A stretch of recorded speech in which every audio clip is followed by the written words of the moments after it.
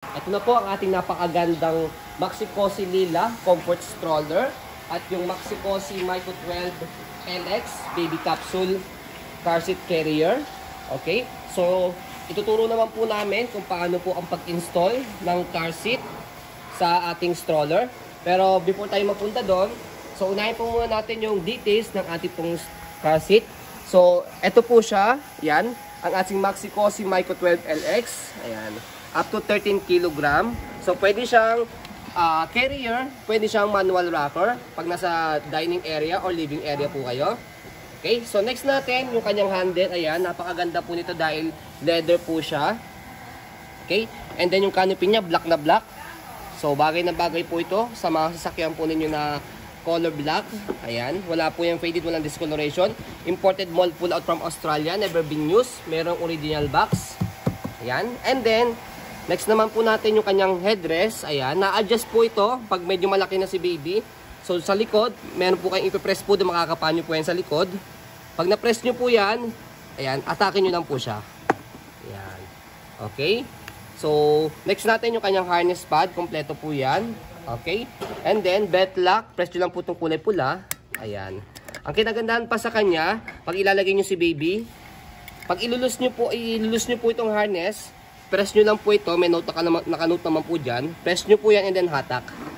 Okay, so kapag nakalus na po siya, so itong steel niya, meron po ditong steel sa gilid, magnetic po yan, para kahit isa lang po ang maglalagay kay baby sa car seat natin, kayang-kaya po ni parents. Ayan, no need na po ng katulong. Ayan, okay. So next natin, kapag nandiyan na si baby, so yan, lagay natin yan sa kanyang shoulder or arms. Ganoon rin po sa kabilang side. Okay, so next sa pag-tight naman po, pagsikip sa kanya, atakin nyo lang po ito, dahan-dahan, hanggang sa maging tight po yan at maging comfortable si baby. So yan, naka-tight na po yan. So kapag ibabalik nyo po itong headrest nya, press nyo lang po ulit sa likod. Ayan, and then pull down. Okay, so ito po yung kanyang body insert pad sa kanyang body. Okay, for newborn. Kapag medyo malaki-laki na o mataba si baby talaga, okay, nasisikipan na siya rito, pwede nyo na po tanggalin po ito. Madali lang siyang tanggalin. Okay, so next natin yung kanyang body frame. Ayan, walang faded, walang discoloration, wala po yung issue, napakaganda. Okay, sa likod. Ayan. Okay, so meron pa po yung kasamang, ayan, manual. Okay, so meron kayong guide kung paano siya install sa car seat, sa car. Okay, and then next natin sa kabilang side, ayan, meron pa siyang tag, indication na bagong-bago siya. So next, meron siyang kasama sa likod. Okay, yan, na extra support po ito, or protection po kay baby kapag nakalagay na po yung car seat. So yan, so i-adjust nyo po yan, and then ang purpose po nito, isi-send po namin sa inyo yung extra video. Ayan, kung saan po ang purpose po nito. Okay, nakaganyan siya. For example, ito po yung harapan po ng driver o sa kabilang side. So naka-rearward facing po siya. Rearward facing, ibig sabihin nasa likod po siya at talikod po ng driver na upuan. Okay? So next natin, yan. Kapag naka-set up na siyang ganyan, for example yan. Okay? So adjust nyo na lang po siya. Ayan. So meron siyang hook dito. Okay? So pag in-adjust nyo po yan para humaba siya. Okay? Yan. Na-adjust po yan. Okay?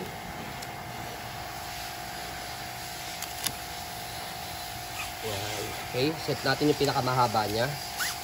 Yan. Okay, so yan, i-adjust nyo po yan. For example, sa upuan po ni baby, nakaganyan po yan. Okay. Ayan, for example, ito po yung pinaka-headrest ng upuan. Okay, nakaganyan po siya. O kaya po, ito, naka-roll yan. Tapos, merong sa ibabaw po ng sasakyan, meron pong mga bakal doon, i-shoot nyo po yan. O kaya nasa ilalim po ng car, sa upuan ng sasakyan, nakaganyan po siya. Okay, so extra support po yan. So next natin, ayan, yung kanyang base. So yan yung base niya. Okay, So, install niya. Nandito naman po yan. Madali lang din gamitin yan. Okay, hindi kayo mahihirapan.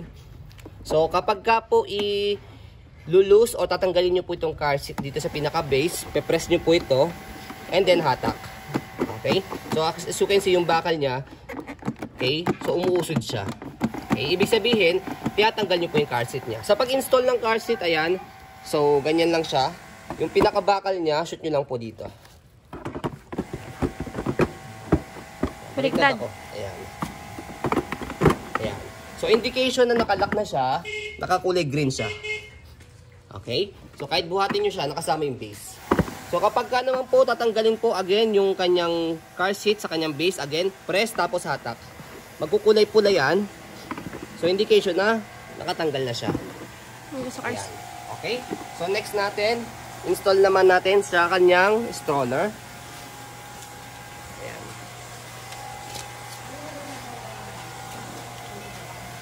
So, ayan po ang ating pong Maxi Cosi. Napakagandang Maxi Cosi, Lila Comfort Stroller. So, ayan. Okay. So, sa pag-install po naman sa stroller ng car seat, so sa pagtanggal po nitong pinakahigaan ng stroller, press nyo lang po dito, left and right. Ayan. And then, angat nyo lang po siya. And then, yung connection ng car seat. Ayan. Okay? So, meron naman yan nakalagay. R for right, L for left. So, pag ganyan siya, ganun din sa kabilang side. So, kapag nalagay nyo na yan, so, shoot nyo lang po ito. Ang gamit po nito, naka-forward, rear-wide facing siya. Nakaharap po sa inyo. Hindi pwede nakaharap doon. Okay? Okay, reverse. Kasi newborn pa lang si baby. So, dapat nyo lang siya mabuti dito sa pinakabutas niya. Yan. Indication na nakalock siya para sure po kayo. Angat nyo po yung car seat. Masasama po yung body frame niya. Ayan. Okay? So, dito sa kabila. Yan po yung details niya or itsura niya na napakagandang car seat ng Maxi Cosi. Kasama po yung kanyang body frame ng stroller.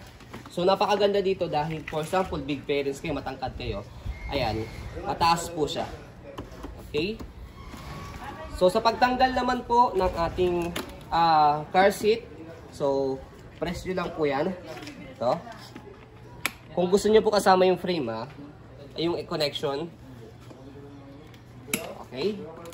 Ayan. So, kapag natanggalin naman po itong connection ng car seat, i-press nyo po ito. Ito. Ayan, ito ito kulay puti. Hindi po ito. Ito po para sa handle. Ayan. Okay? So, again, ito po para sa handle. I-adjust natin para makita po ninyo. Pag ibababa po ninyo itong handle. Ayan. Okay? Kasi ang setup niyan, nakaganyan talaga. Nakaganyan talaga siya. Okay? So, yun po ang ating pong pag-install po at details po ng ating pong stroller na Maxi Cosi Lila and Maxi Cosi Micro 12 LX baby capsule. Okay? So, additional information po again sa Maxi Cosi Lila po natin. So, dahil sinipuro siya dito sa Pilipinas, expect po dahil demo unit po ito, may sobrang minimal lang po na or konting scratch lang po. Kaya ginawa po namin konting paint lang. Ayan, as you can see naman sa video. So, ayan lang, itong part na lang to. Okay, so pwede pa rin po siya sa maselan. Katulad po namin as seller, maselan po kami. Kaya pwede po siya sa inyo. Ayan. Siya lang. Okay. So sobrang worth the price naman po siya. Worth it po yung price po niya from the original price from our selling price. So, yun po as you can see, very details po kami sa aming pong pa-video kasi aming siya policy, no refund, no exchange, what you see is what you get. So, yun po maraming salamat. Have a nice day and God bless po.